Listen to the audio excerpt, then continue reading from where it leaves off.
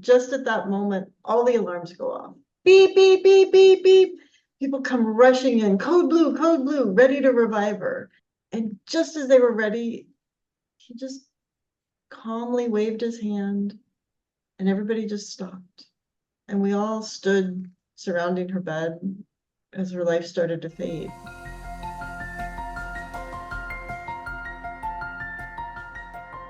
Hello, everyone. Elle Ballard is here with you today on our podcast with my guest, Linda. Hello, Linda. Welcome. Thank you. I'm so grateful to be here, Elle.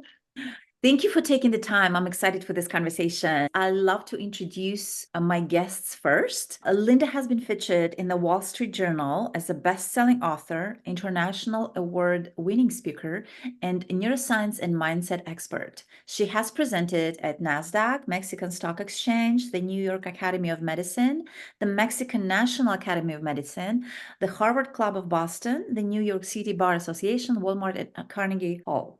Linda has been a multiple-time guest on ABC, CBS, Fox, and NBC television, featured in a feature film with Winona Ryder and Jeff Daniels, and even performed at the Rose Bowl for over 90,000 people. After healing from an abusive marriage and navigating the diagnosis and eventual death of her 3-year-old daughter, Linda found her way to bounce back and reclaim her joy in life. Today, she helps successful women defeat the dragons in their life and elevate their joy to new levels.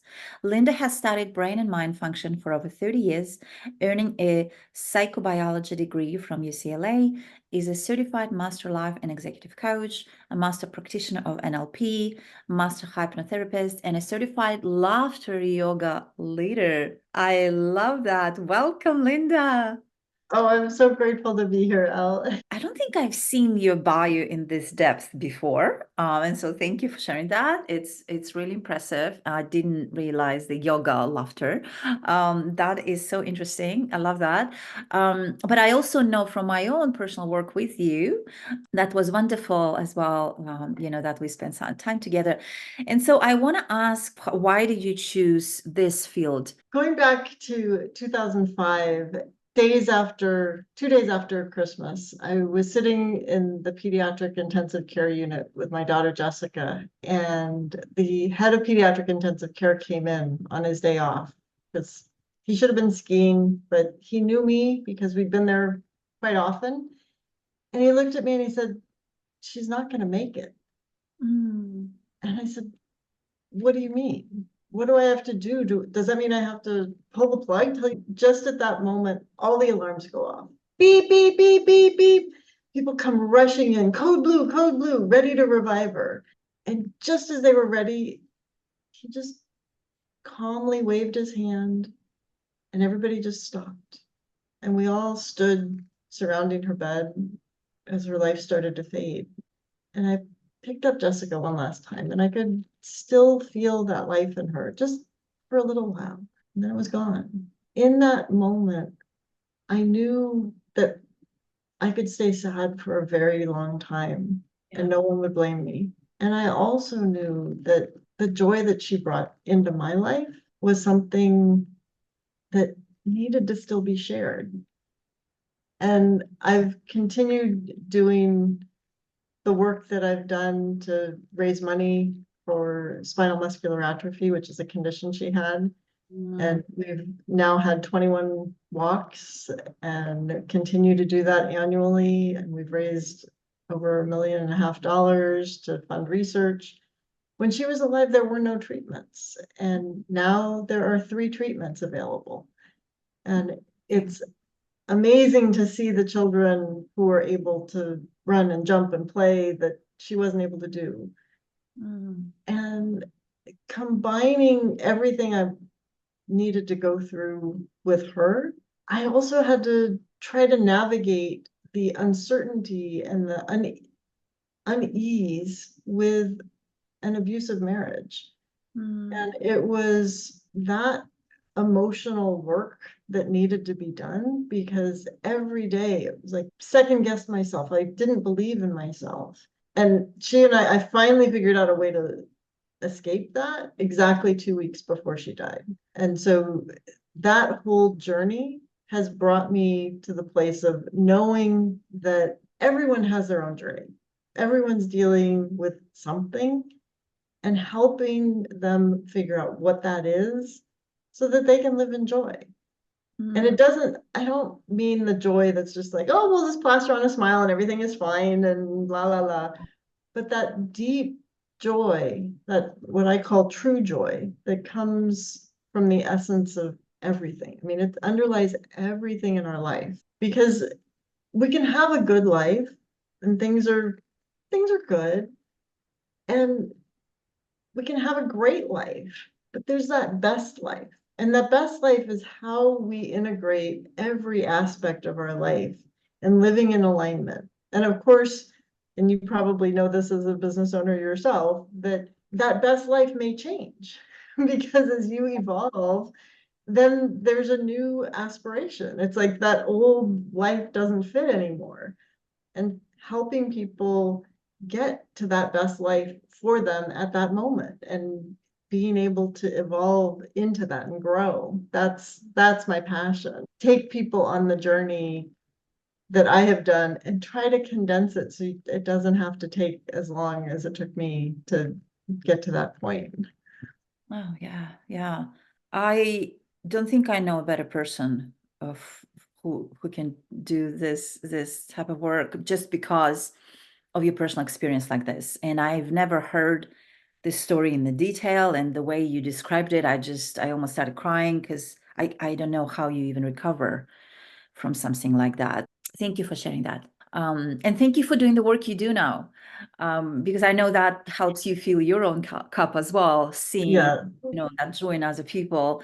And yeah, thank you for sharing it. I think, yeah, having recovered from something that you experienced in that depth and almost in your personal life as well as with your child, in your personal relationship life, what I mean. Thank you for everything you do. We touched on the business part, so I want to go to the business and talk a little bit about the business. You have been building this business, after you have done an enormous, I'm sure, work on yourself, emotions and everything. And you chose this field for you.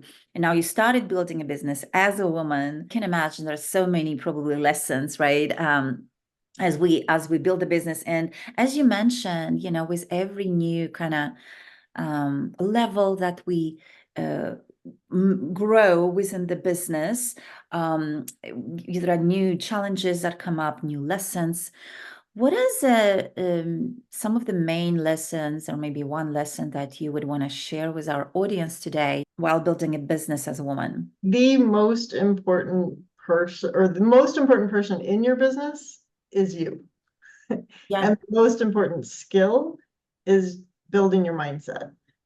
Yes. People will say, oh, you have to do XYZ in order to build a business. Oh, and this strategy or all of that is wonderful and necessary. But if you don't have the mindset to carry it out, Yeah. or the mindset to believe in yourself, none of it works. And Yes. every person that I've spoken to, every business owner I've interviewed, every business owner I've worked with, that's the first thing they say is like, start with the mindset, get the mindset right. And it's not a one and done. It's just like you're hungry, you need to eat. It's not like you eat one meal and you never have to eat again. Or fitness is an even better situation. It's not like, okay, I'm fit. Mhm.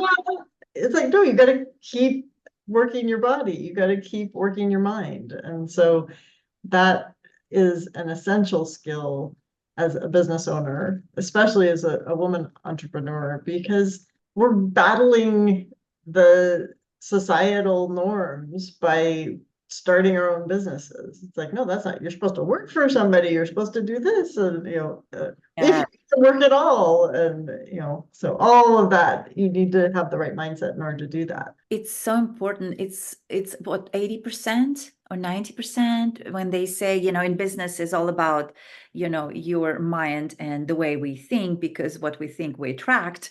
And then only that 10% or, whatever small percentage of the actual tactical things that we need to do, and follow up. And so, yeah, it's so true. And I love how you just pinpointed right away, because that's it. We recently talked about self-sabotage as well, and the interesting thing is, when I researched it, so many women, and it doesn't matter, by the way, how much they have achieved, they are facing that,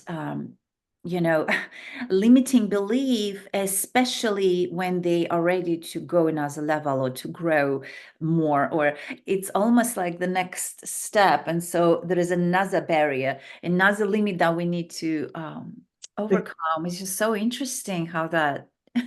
Yeah, it's like, well, okay, I'm here and I figured it out and I know what I'm doing and I believe in myself. And then all of a sudden it's like, but now I want to do that. And what's going on? And so even it happens to billionaires, it happens to, Yes. millionaire. It's like no matter what level you are, Mm-hmm. Mm-hmm. it happens. And it's not, we have this tendency as a society to be like, oh, don't talk about your mindset, don't talk about your mental health. And I don't like to think of it necessarily as mental health. I mean, that is important, but the mental fitness, it's like, how are you Yes. keeping your mind in the best way? Because it's like all of those thoughts will bubble up. Mm-hmm. How do you address them? Yeah. Or do you just ignore them completely and then derail yourself Yeah. and not have your business the way you want it to, or start something new and you're like, oh, I'm going to do this and I'm so excited about it, and then it fizzles, or I'm doing it but it doesn't quite work in the way you want it to. And the only way to do that is to get out of your own way, and having the support to be able to do that is critical. Mm-hmm. And I think as business owners, having mentors, having coaches is so important. And I use the plural because sometimes you need more than one. You may need them for different areas. Having that mindset is incredibly important in it. Yeah, I agree. Especially when we're limiting ourselves, we kind of stuck in that circle of going back and somebody else reflecting what we are thinking, right? And kind of, yeah, I love that. So thank you. And so I know we started talking about this, and I want to kind of bring it back to what you do and how that connects to joy in what you do. And in your experience, what are the most common reasons you find for people not living a life filled with joy? I find that there are some sabotaging patterns that are pretty common, and I've named them my joy stealing dragons, and I'll share them with you because it's kind of a fun way to look at it as opposed to this evil thing, but to play with these thoughts and beliefs. And the first one is second guessing Sally. And second guessing Sally makes you second guess every decision. It's like, oh, I'm going to do this. Well, maybe I shouldn't. Whatever that decision is, you start out confident and then suddenly you lack that confidence about it. It can happen in every aspect of life. And I've worked with my clients to help them with that so they can be more decisive and take the actions that they want to take and trust themselves, because that's a huge piece of it. And the second is no good Nancy. Believing, she wants you to believe you're not good enough. It's like, oh, no matter what you try, it's like, don't even try, you're not good enough. And then when you do something and you succeed, it's like, you could have done it better. And just having that negative voice going on doesn't serve you. And then there's perfect Paula, who either wants everything to be perfect before she'll start, or she will try and try and try and never get it done. So like sending that email, oh, well, I need to rewrite it, or, oh, I need to do that. And then the email doesn't get sent. Nobody knows about what you're doing. And that doesn't work at all. And then judging Jenny, oh my goodness, with social media, that's her playground. Oh, yes. Because it's like, oh, look what so-and-so's doing. Oh my gosh, this is happening. And oh, what are they going to think? Should I post this? I don't know. And that doubt or believing of what other people are thinking, when Yes. quite frankly, everybody's too busy with their own Oh, yeah. beliefs to worry about what you are. And then overwhelmed Ophelia. What, like you could have named a better O dragon? Yeah.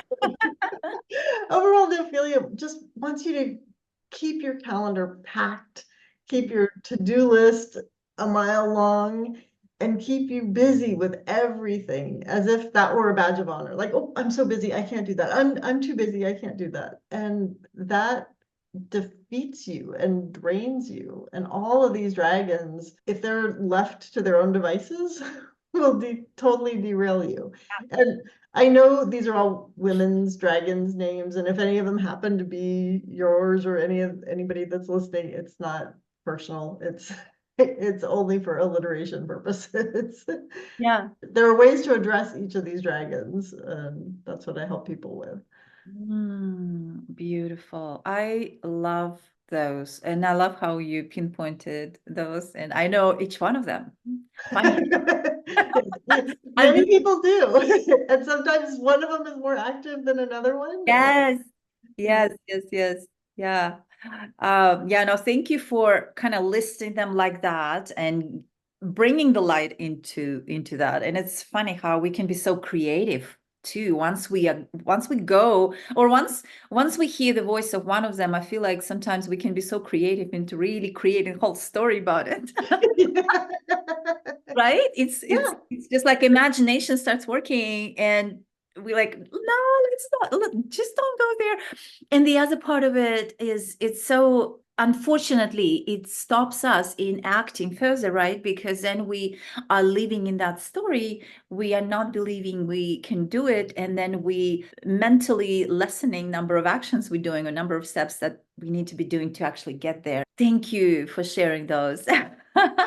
I don't love the dragons, but I love how you put the in perspective so that we all will get to know them and recognize them. And please connect with Linda on how to treat them, how to, tackle each one of them. I have a fun quiz that you can take to see which dragon is most active and get some tips about what to do about it. But you can get that at joystealingdragons.com. And we'll post a link as well in the comments for our listeners as well to get hold of that. Thank you. That's awesome. So this is, of course, Empowered Global Women in Business podcast. And one of the questions I usually love to ask, I interview all different kinds of women from different countries, backgrounds, languages they speak and accents. And that's kind of my joy. That's where I live in. What does it mean for you to be a woman of the world? I love getting to know people who are similar and who are different than me in any context, because I believe I have a gift to be able to actually see someone and who they really are and help them see that for themselves. No matter what background they may have, because there is that heart connection. There's more to us, each of us, than what we visually see. And getting to know someone's culture, getting to know someone's, and when I say culture, it can be who you grew up with. It can be the physical place you grew up. It can be the traditions that you have.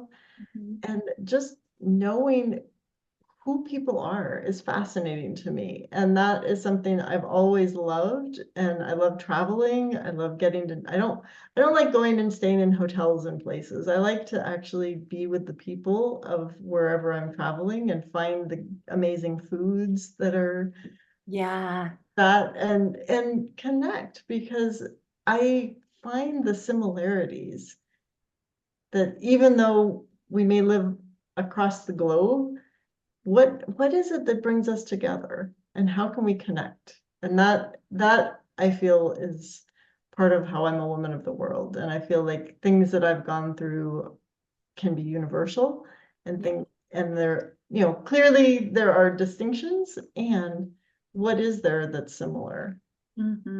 Beautiful. Thank you for sharing.